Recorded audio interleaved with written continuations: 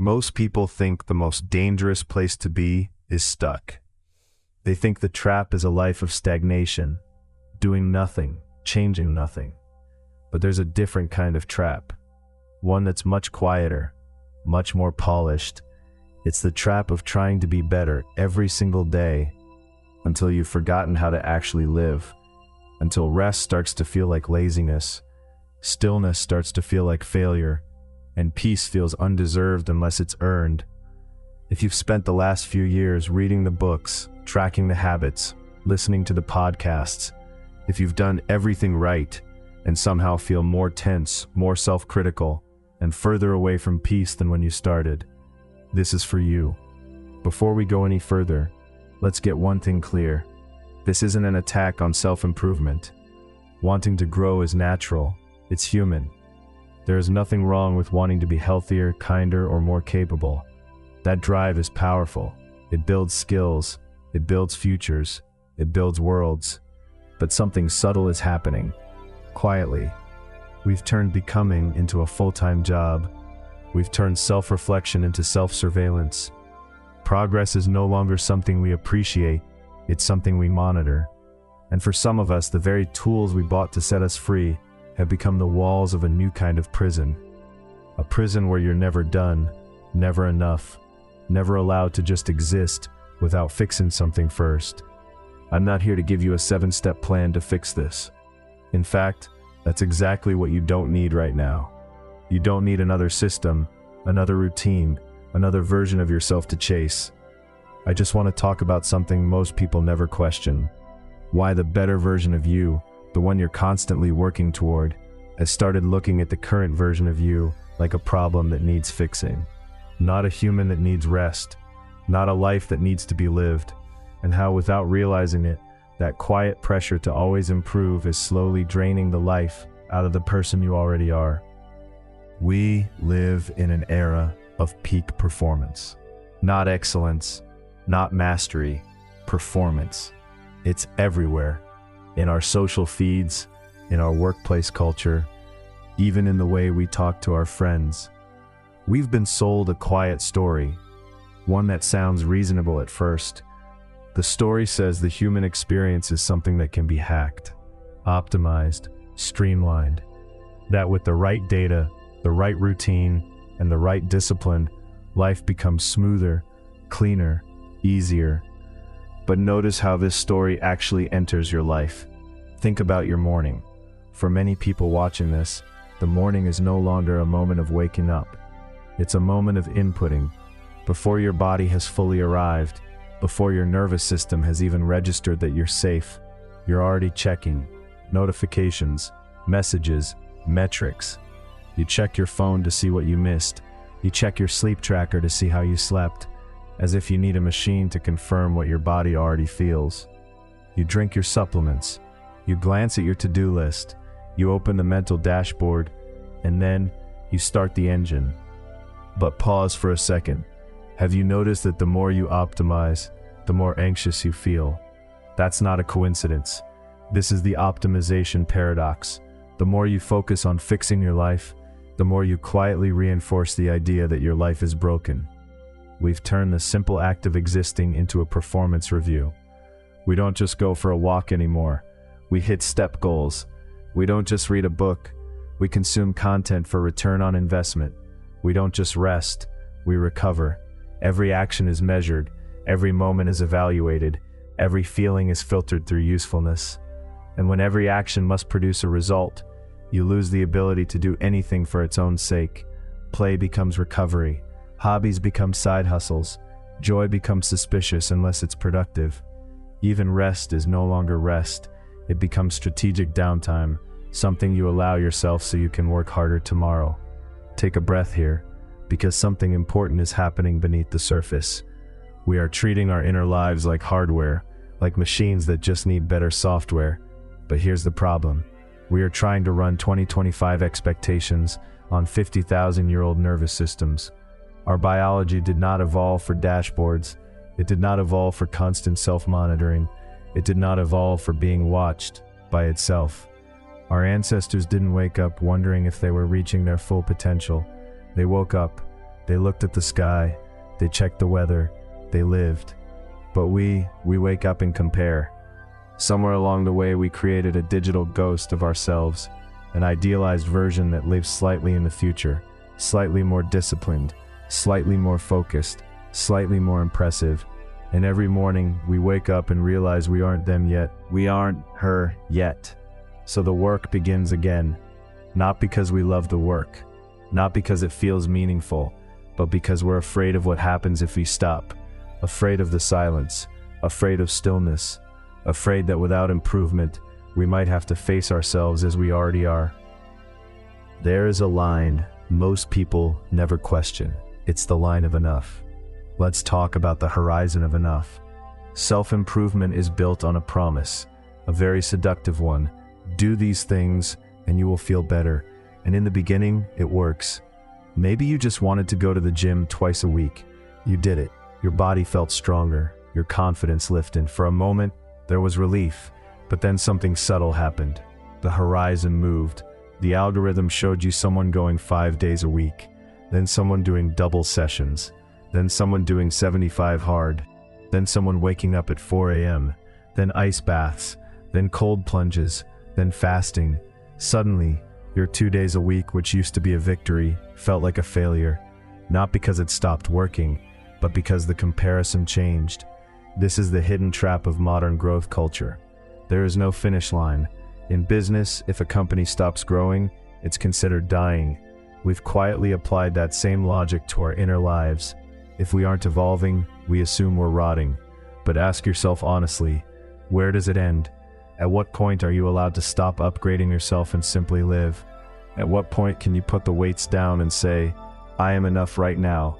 For many people, the answer is never. And that's where the suffering begins. Because once enough is always in the future, the present becomes a waiting room. You wake up already owing something: productivity, discipline, progress.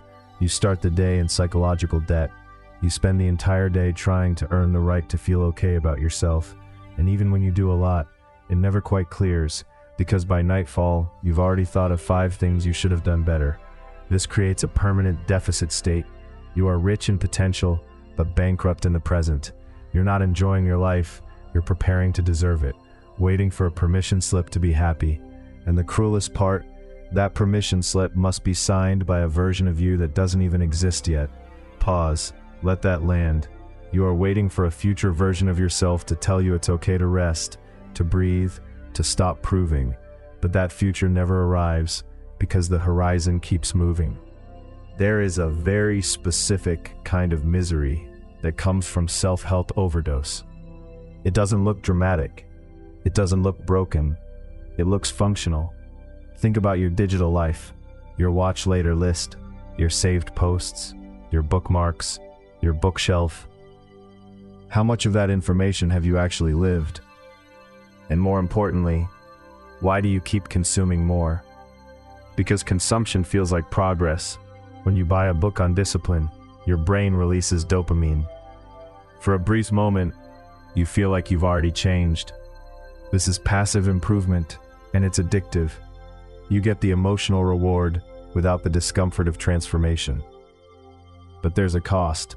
Every time you consume advice you don't apply, you quietly lose trust in yourself. You tell yourself, I know what to do, and I'm not doing it. And the conclusion becomes personal. Something must be wrong with me. So you search again, the better system, a clearer method, a more extreme routine. You think the problem is the information, but the real problem is accumulation. We are the most informed generation in history, and the most immobilized. We have 10,000 maps, and we're terrified to take a step because it might not be optimal. This creates a silent shame. You start seeing your life as a gap. On one side, the human you actually are, tired, inconsistent, occasionally unmotivated. On the other side, the ideal version from the podcasts, disciplined, focused, unshakable. The wider that gap becomes, the more miserable you feel.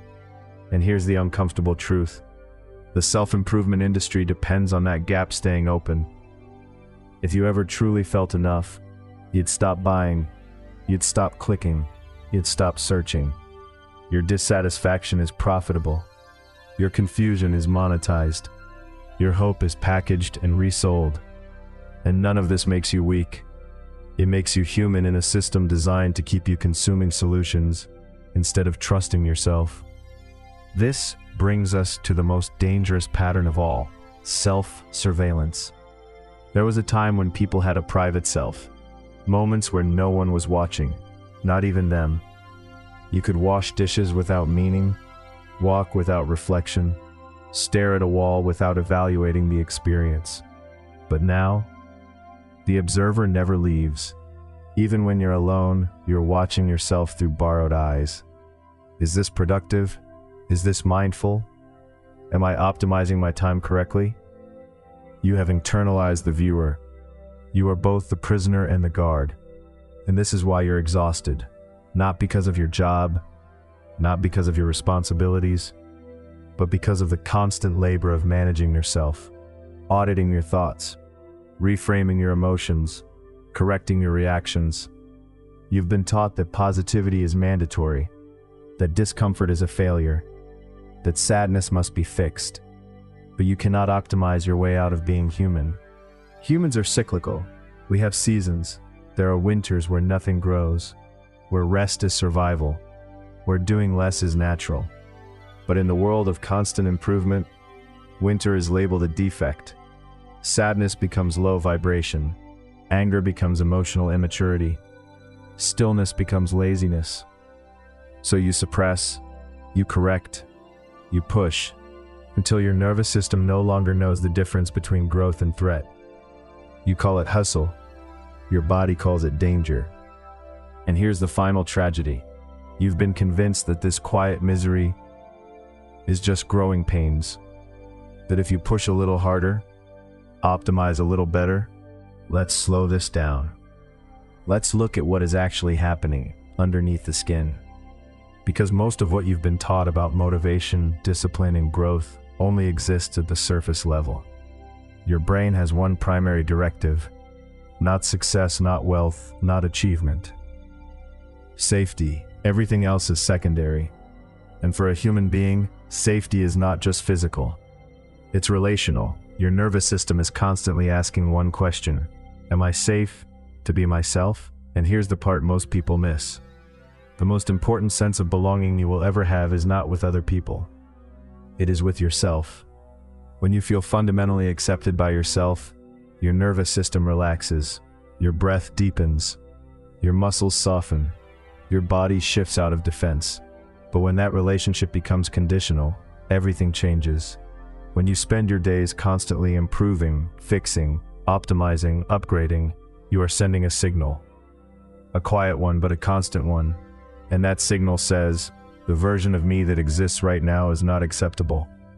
To your thinking brain, that sounds like motivation. It sounds like ambition. It sounds productive. But to the amygdala, the ancient survival center of your brain, that signal is not motivational. It is threatening. Because if the person in charge of your life, you, is never satisfied, then the environment is never safe. There is no resting point. There is no moment of arrival. You are living with a critic who never sleeps, a manager who never clocks out, a judge who does not accept good enough, and your body responds the only way it knows how. Stress hormones, cortisol, adrenaline, muscle tension, shallow breathing. Your heart rate stays elevated. Your digestion slows. Your immune system is deprioritized. You call this drive. Your body calls it a state of siege. And here's where it gets even more subtle. You cannot relax your way out of a siege if the act of relaxing itself is being monitored. You can't meditate your way out of threat if meditation has become another performance. If you're sitting on that cushion, checking the clock, wondering if you're doing it right, you aren't practicing presence. You are practicing self-surveillance. You are telling your body that even in silence, it is being watched. Even in stillness, it is being evaluated. Even in rest, it is not enough. This is why you feel wired but tired. Your mind is racing toward improvement. Your body is bracing for impact. One part of you is chasing the future. Another part is preparing for danger. And the tragedy is not just that you are stressed. It's that the source of the threat is not external. It is internal.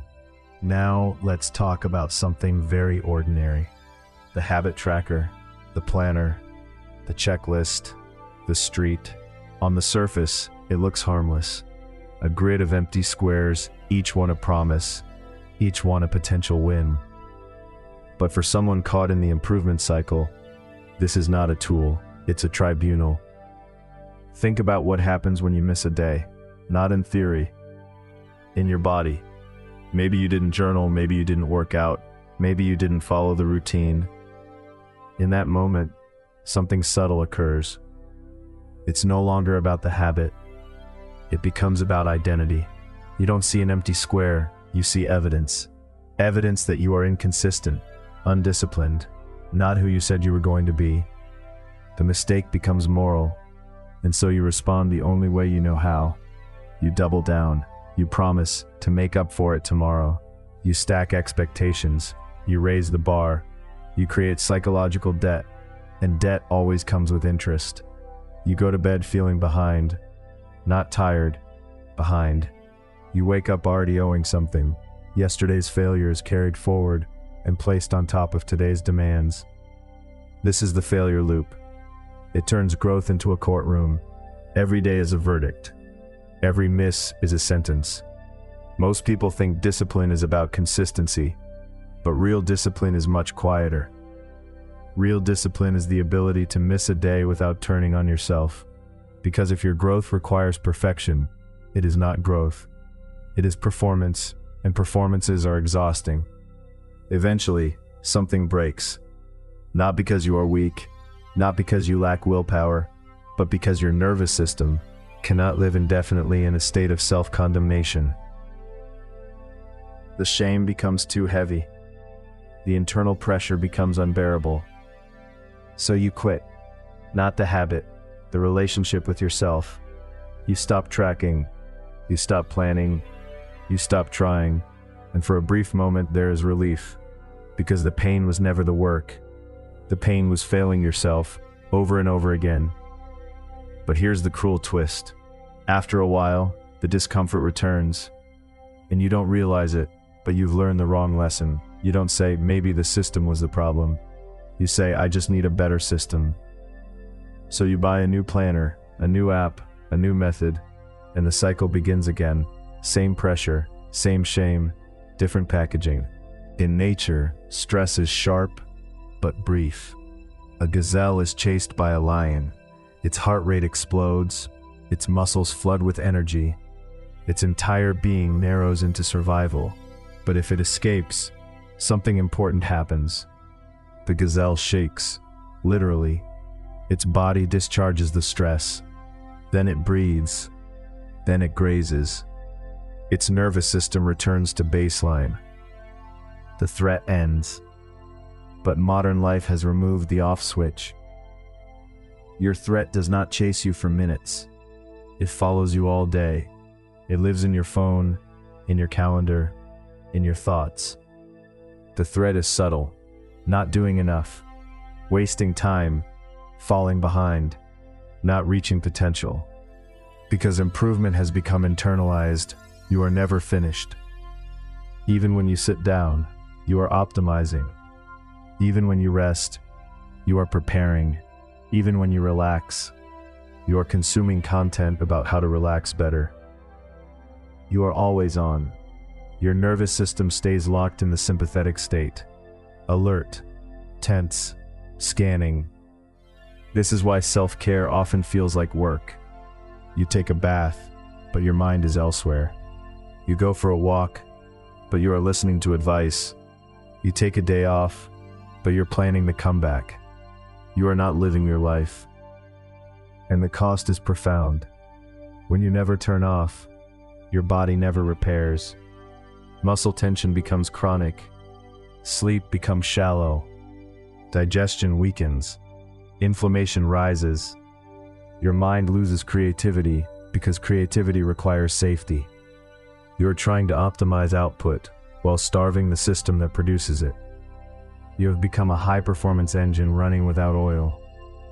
And engines like that don't fail dramatically. They wear down quietly. At the core of all of this is a truth that is difficult to face. Modern self-improvement is built on self-rejection. Every time you say, "I need to be better," there is a silent echo. "I am not enough as I am." A little of that is natural. It's how we learn. It's how we grow. But when it becomes a lifestyle, it becomes a war. You split yourself in two: the coach and the student. The coach is harsh, outcome-focused, never satisfied. The coach believes love must be earned. The student is tired, emotional, human. The student wants rest, connection, acceptance. For years you have listened to the coach. You have overridden the student, called them lazy, weak, undisciplined. But the student is the one who feels life. The student is the one who laughs, who aches, who experiences joy. The coach does not live.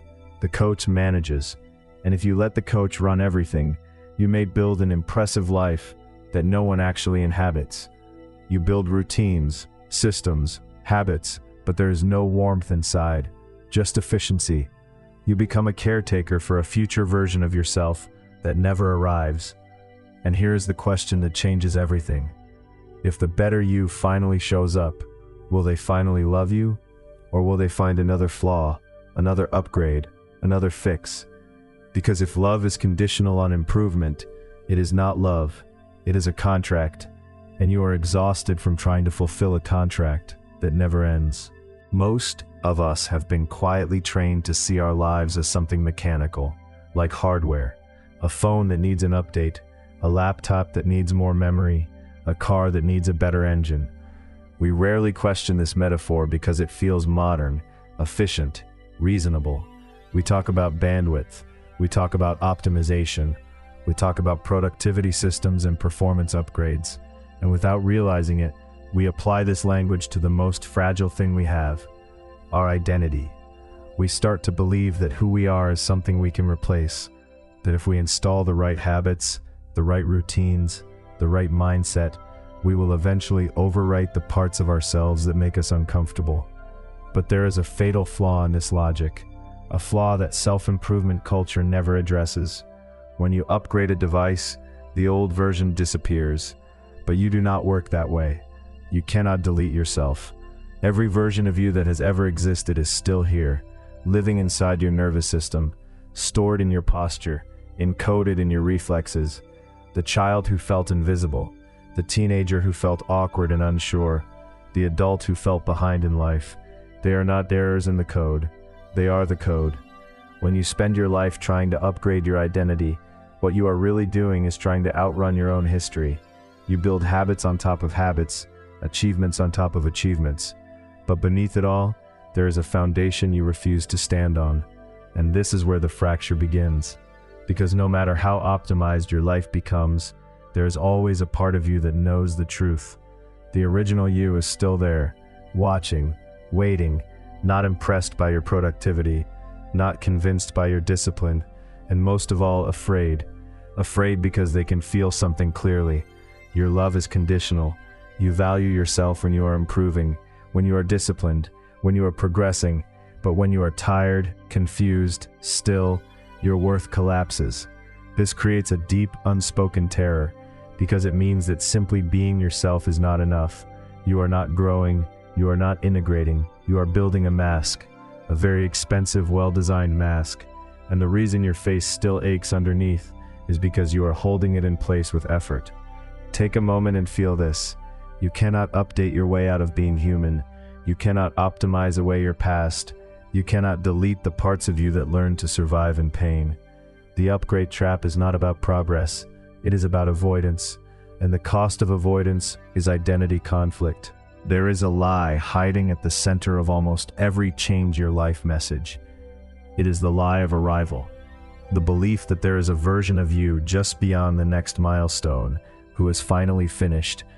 We imagine this future self clearly. They wake up without resistance. They act without hesitation. They focus without effort. They do not doubt. They do not procrastinate. They do not feel heavy. They are calm, controlled, resolved. But look closely. That person is not alive. They are frozen. A statue carved from discipline. a monument to control. And yet we spend our lives preparing for them. We buy the clothes they would wear, save the money they would spend, choose relationships they would approve of. We postpone joy, we delay rest, we suspend self-acceptance, all in service of a future arrival. But here is the truth that hurts. That person is never coming, not because you are failing, but because future you is not a human being. It is a psychological mirage, a moving target that exists for one purpose only, to keep you chasing.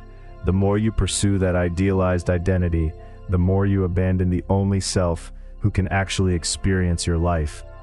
The one who is here now, the one who feels tired, the one whose mind wanders, the one who sometimes resists. We have been taught that the purpose of life is to arrive at perfection. But life is not a destination, it is a biological process. And processes do not arrive, they unfold, they fluctuate, they adapt, they breathe. When you stop trying to arrive, something unfamiliar happens. You become present. And for many people, that is terrifying, because presence removes the distraction of becoming. It leaves you alone with who you already are, without a plan, without a ladder, without a future self to hide behind. And this is where the real work begins, not the work of fixing, not the work of upgrading, the work of meeting yourself as you are, without movement, without improvement, without escape. Some of you listening to this do not need to grow anymore. You do not need another habit, another framework, another identity shift. You need to stop fighting. Look at the language we've normalized. Crushing goals, conquering mornings, killing old versions of yourself. This is the language of war. You have turned your inner life into a battlefield. Your impulses are enemies. Your fatigue is weakness. Your need for comfort is betrayal.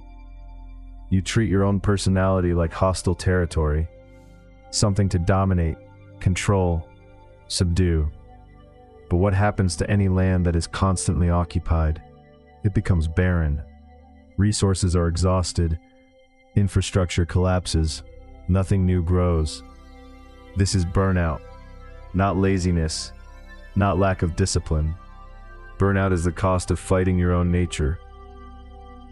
And in a war against yourself, victory is impossible. Because even when you win, the one you defeated was you.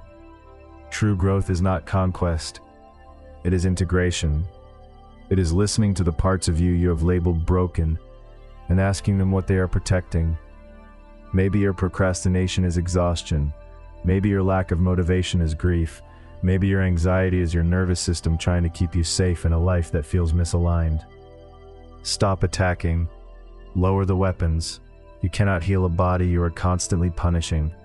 You cannot build a life you enjoy on the ruins of the self you have spent years trying to destroy. Peace is not found by defeating yourself. Now imagine this.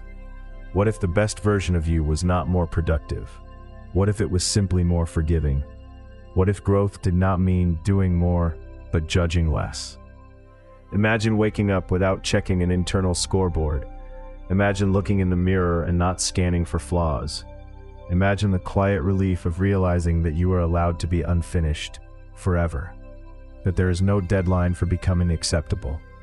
This is the shift from improvement to inhabitants. Improvement asks, how do I change this? Inhabitants asks, how do I live this?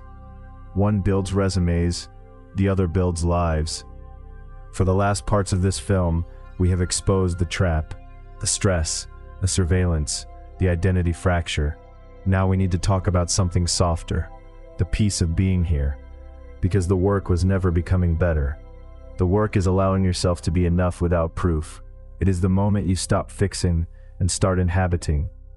In the next part, we will not give you strategies. We will not give you steps. We will simply change the lens.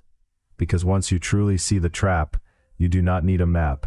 We have been taught, slowly and consistently, to treat our lives like a factory. A factory runs on logic. It values output. It measures success in units produced per hour. Everything is linear. Everything is tracked. Everything must justify its existence. If the machines slow down, if the line stops moving, if the numbers drop, the factory is failing. And without realizing it, we applied this same logic to our own bodies, to our breathing, to our thinking, to our sense of worth. We learned to believe that if we are not producing, not improving, not advancing, something is wrong with us. But you are not a factory. You are a garden, and a garden obeys a completely different reality. A garden is not linear, it is cyclical. There are seasons of growth and seasons of stillness. There are periods where everything appears alive and bursting, and there are periods where the ground looks empty, cold, unmoving. In a factory, this would be a disaster. In a garden, it is winter, and winter is not a mistake. Winter is not a failure of effort. It is not proof that the soil is broken. Winter is part of how life prepares itself for what comes next. Under frozen ground, roots are strengthening, microbial systems are reorganizing, energy is being conserved. Nothing looks productive, but everything is preparing. When you stop forcing your life to behave like a factory, you begin to notice something profound. Your low-energy days, your confused weeks, your unmotivated seasons are not moral failures. They are not defects in your character. They are rest cycles. They are integration periods. They are the parts of you that are doing deep, invisible work. When you frame your life as a project, everything becomes urgent. Projects have deadlines, benchmarks, deliverables.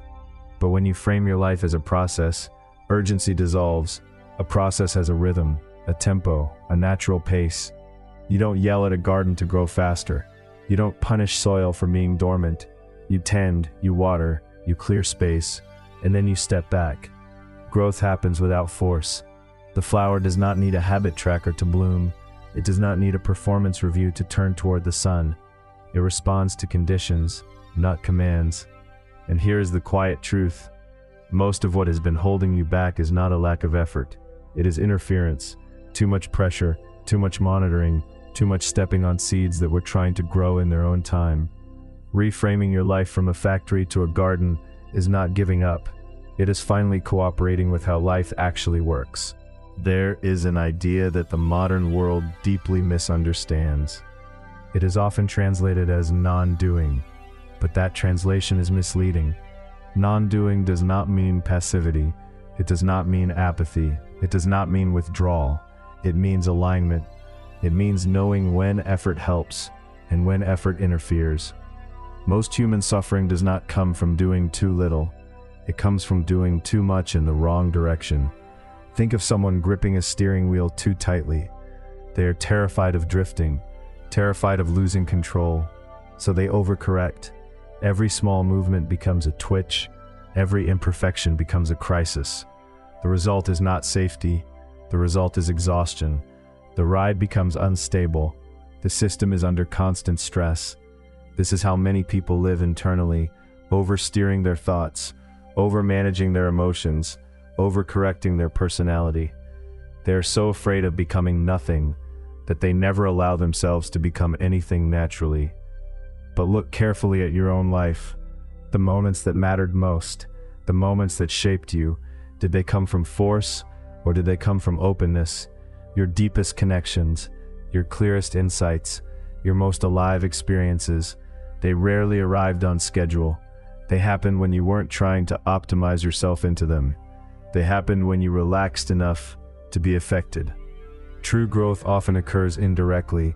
It happens while you are engaged with life, not while you are managing yourself. When you stop doing self-improvement, you create space, and life fills space with experience, with correction, with learning that no book can replicate. Non-doing is not about stopping action. It is about stopping unnecessary control. It is trusting that some intelligence larger than your willpower is already operating. Your body knows how to regulate. Your curiosity knows where to go. Your interest knows when something fits. But those signals can only be heard when you stop shouting instructions at yourself. When you loosen your grip, momentum emerges. Not the frantic momentum of hustle, but the steady momentum of alignment. And alignment feels different. It feels quieter, less dramatic, more sustainable. You are not pushing yourself forward. You are being carried by participation. This is the moment where being begins to do the work for you. One of the most damaging confusions of our time is the belief that healing and optimization are the same thing. They are not. Optimization is about efficiency. Healing is about relationship. Optimization asks, how do I get rid of this problem? Healing asks, how do I stay present with this experience? You cannot optimize grief. You cannot streamline heartbreak. You cannot hack your way out of shame. Trying to do so often makes the wound deeper. Because when you treat pain as an error, you communicate rejection. You tell that part of you, you are inconvenient. So it retreats, it hides, it waits for a moment when your defenses are down. This is why unprocessed pain returns stronger. Healing is not a task to complete. It is a conversation to enter. And conversations cannot be rushed. What if your anxiety is not a malfunction, but a protector that has been overworked? What if your exhaustion is not laziness, but the body asking for safety? What if your lack of focus is not a defect, but boredom with a life that does not reflect you? When you stop trying to remove symptoms and start listening to them, something changes. The relationship softens. Healing is not becoming better, it is becoming whole. And wholeness includes contradictions. It includes strength and fragility, clarity and confusion, confidence and doubt. You do not need to be fixed. You need to be met with patience, with curiosity, with compassion that does not demand progress as payment. When you stop treating yourself like a broken system, your nervous system begins to relax, because it no longer has to defend itself against you. And healing begins where optimization fails, in presence, in allowance.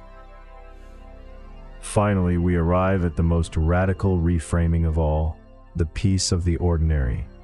Self-improvement culture is obsessed with transcendence, peak states, elite performance, extraordinary lives. It teaches us, subtly, to despise the normal, to feel disappointed with quiet days, to feel ashamed of simple lives.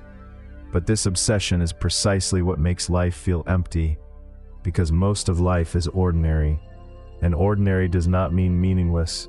It means repeatable, reliable, human. The most important moments in your life will not announce themselves. They will not trend. They will not scale.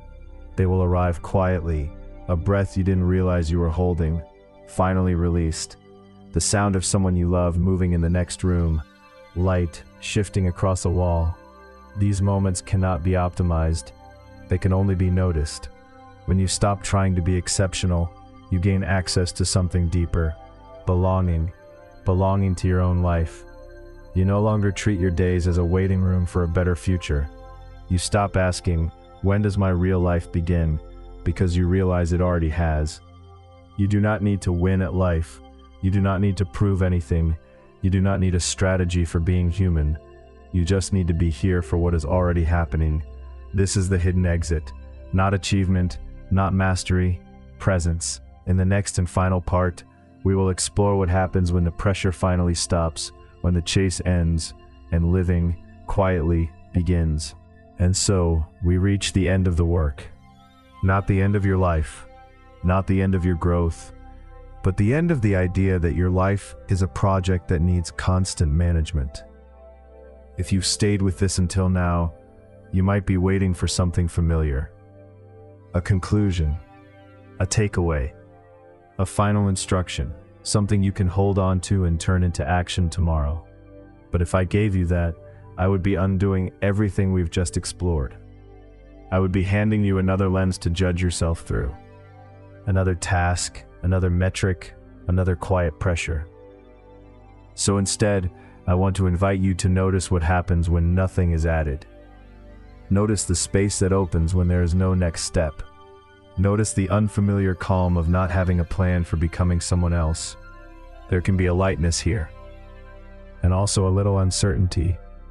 That's normal. For a long time, movement felt like safety. Improvement felt like control. But here, in this pause, you may begin to sense something different. A permission you were never given, but always allowed. You are not unfinished. You are not a draft waiting for approval. You are not a problem that needs refinement. You are the one who is here, And here is the only place where peace has ever lived. The greatest improvement you will ever make is the one that allows you to stop trying to improve, not because effort is bad, not because growth is wrong, but because endless self-correction is not the same as living. The better version of you was never meant to be reached. It was a direction, a story, a way to keep moving, but the goal was never arrival. The real shift happens when the current you stops being treated like a placeholder. The greatest improvement you will ever make is the one that allows you to stop trying to improve. Not because effort is bad, not because growth is wrong, but because endless self-correction is not the same as living. Not because effort is bad, not because growth is wrong, but because endless self-correction is not the same as living. The greatest improvement you will ever make is the one that allows you to stop trying to improve. Not because effort is bad, not because growth is wrong, but because endless self-correction is not the same as living. The one that allows you to stop trying to improve. You can stop now. You can rest now. You can live now and live now. Not as a potential classic, not as a vision, not as a better version of you, and in some cases not even imagined to do or possible to become. A movie, the real kind, begins without force. There is nothing left to fix. There is only the life that has been waiting for your attention. Go live it. Slowly, honestly, in your own seasons. And before you go, if this space felt supportive, if it helped you breathe a little easier, you can like the video or subscribe to the channel if you want to return to this kind of quiet again. No pressure, only if it feels right. Thank you for being here.